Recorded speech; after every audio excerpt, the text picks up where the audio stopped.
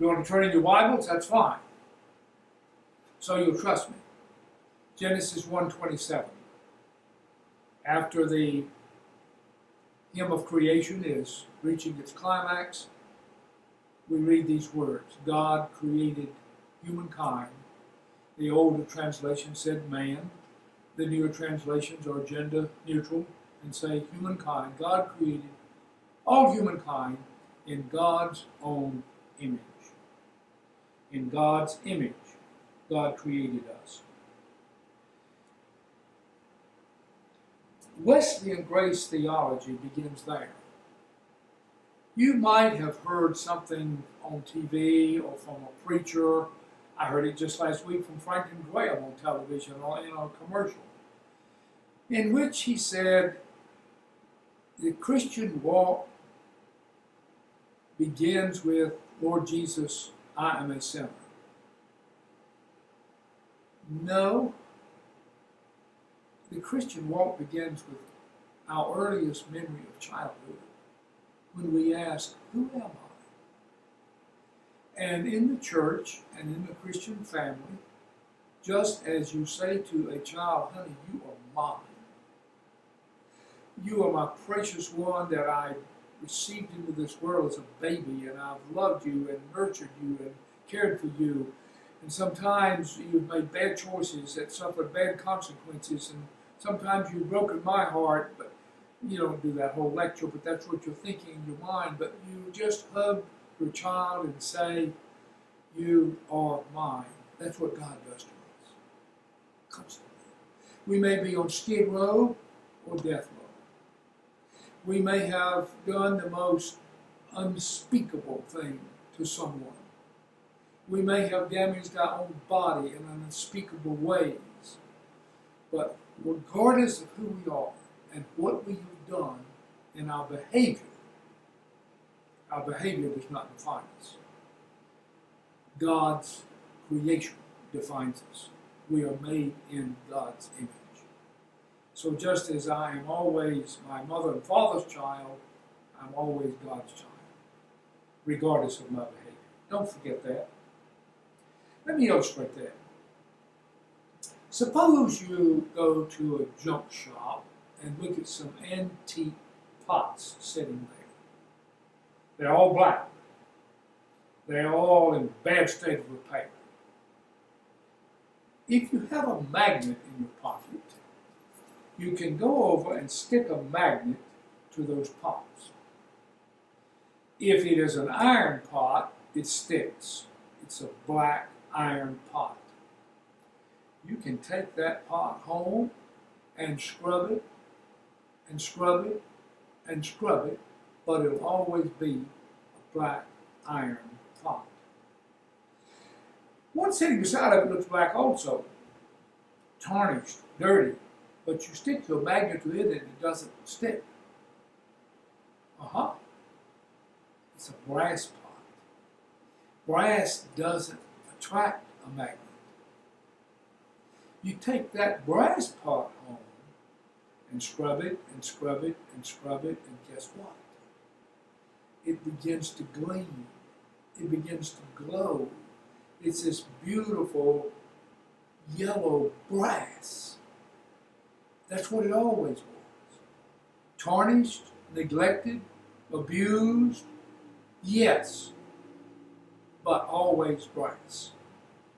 So whatever we do to our lives, or whatever someone else does to us, that original image of God is indelible. So if we're brass, we're brass. And none of us, by the way, is a black iron pot. We're all brass. We're all special. A few years ago, I met a young woman who was one of the leaders of our United Methodist Church up in the North Central jurisdiction. And we chatted quite a bit that week. And then a couple of years later, we accidentally showed up at the same seminar. And she brought with her a diary. And she said, I'm going to show you something I've never showed anybody before. It was a diary when she was 16 years old. Her mother had gotten a divorce a few years earlier, had remarried, and very quickly had 2 children, both of whom, one was a toddler and one was a baby, both of whom were very young. Now, when a 16-year-old comes home from school, they want food, or they want their bike, or they want their phone, or they want their privacy, or they want their homework, or they want to be with friends. But when she got home as a 16-year-old, every single day, her mother's greeting was, "The baby's crying. Go take care of the baby. The baby's diaper needs changing. The baby needs to be walked in her stroller. The baby, the baby, the baby, the baby. Take care of the baby." Finally, she wrote this in her diary. She told how neglected she felt. She told how unwanted she felt, unnecessary she felt. This new family had completely taken Mama's attention. To the 16-year-old, she even thought Mama's love. And so she wrote in her diary to God. And after pouring her heart out, she wrote these words: "You're the only one who loves me, God." Period. And then she signed it. Her full name. First name, last name, middle name, and last name. And then she gave herself this title: Daughter of the Most High God. I read that and I told her, "You are exactly right. That is precisely who you were and who you are and who you always will be. And I have a similar title. I am a son of the Most High God. And every other human being shares this same title with us, son or daughter of the Most High God." Don't forget that. That's the essence of session 1. It's an indelible mark that God has placed on us, an indelible identity. It cannot be taken away by anyone else. It cannot be taken away by you or me to ourselves. Remember the story of the prodigal son? He ended up in a pig pen feeding the pigs. But one day, what does Jesus say in that parable? He came to himself. And he said to himself, "I am more than this. I am my Father's son. I'm going to rise and go to my Father and say, 'Father, I've sinned. I want to come back and just work for you.' But the waiting Father had other thoughts. He said to his servants, 'Go kill a fatted calf. We're going to have a party. Put shoes on this boy's feet. Put a ring on this boy's finger.'" I love the painting that Rembrandt did. And Henry Nouwen had a way of making this come alive for us. The painting is the prodigal son kneeling in front of his father. The father is old and blind and tell from his eyes. He has 2 hands. One is on the boy's shoulder, one is over his back. The one on the shoulder is a masculine hand, the one on the back is a feminine hand. God has both the masculine and feminine characteristics for us as God welcomes us home. The boy's tunic was that of a peasant. The boy's feet were worn out sandals, but Rembrandt painted a little sword here by his side that had a pearl handle. That was his only possession that he still had that his father gave him when he left home. He was still his father's son. You are still your father's child. I'm still my father's child. Genesis 1:27. We were created indelibly with God's own image. Remember the movie several years ago, The Lion King? Well, you remember that the lion, Mufasa, the lion, the little boy king, a little king, was captured by his uncle, his mean old uncle, took him through the dark hyena district and gave him to the warthogs, and he was reared by the warthogs. And the warthogs ate out of anthills, and they taught him that's where he had to eat. So here was a young lion eating out of anthills. He was finally rescued by Rafiki. And Rafiki takes him back through the hyena district and back to the jungle where he grew up. His father, Mufasa, had died. And he takes Simba up on this rock, this promontory, reaching out over the jungle. And he lifts him up and he shows him the jungle, and he says to the little boy, Simba, you are more than you have become. Wow, that's what God says to each one of us. Says it to you, says it to me. Don, you are more than you have become.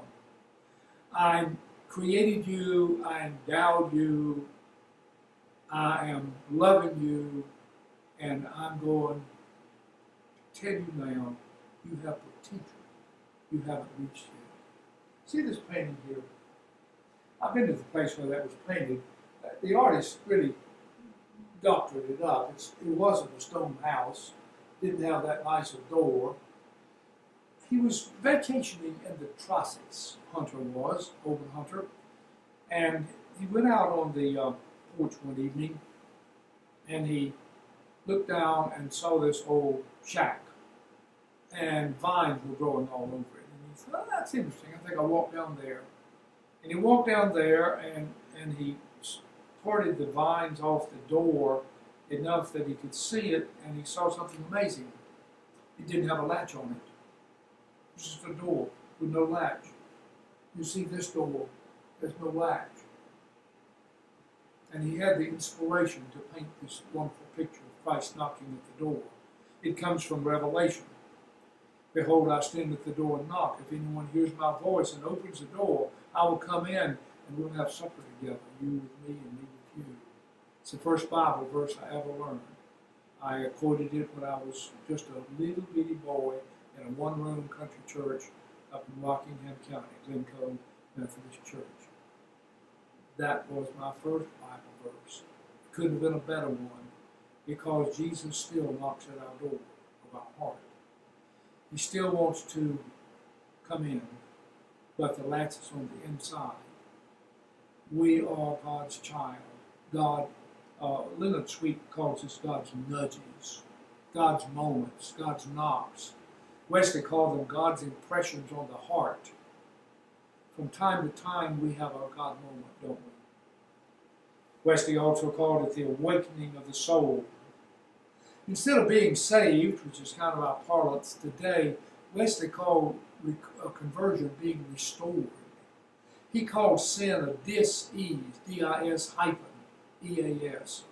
It's ease separated by sin, so it becomes dis-ease.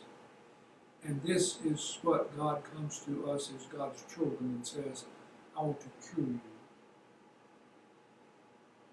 from your sins of thought, word, and deed. When your child comes home and expects you to reprimand them, or they say something shocking to you of their behavior, or their lifestyle, or decision they've made, what's our first word that we need to say? A big hug and I love you. We'll talk later. Right now, I just love you. Essentially, we are a child of God. Now, I want you to take this session and talk about it. We'll talk next week about Romans 3:23. We have all fallen short of the glory of God. Yes, we are sinners, but our behavior doesn't define us. Today, let's talk about who we are essentially, how God made us, how God still sees us, a child of God.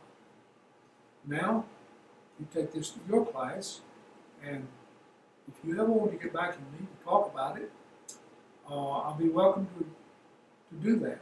I'll talk with you on Zoom, or FaceTime, or I'll even come to your church sometime, and we'll talk about it there. You can order some of these books on your own. I'm trying to get them to you for about $13 a piece. They're supposed to be $18.95. But when I come, if you have a book, I will be glad to endorse it with my name and your name. God bless. End of session 1.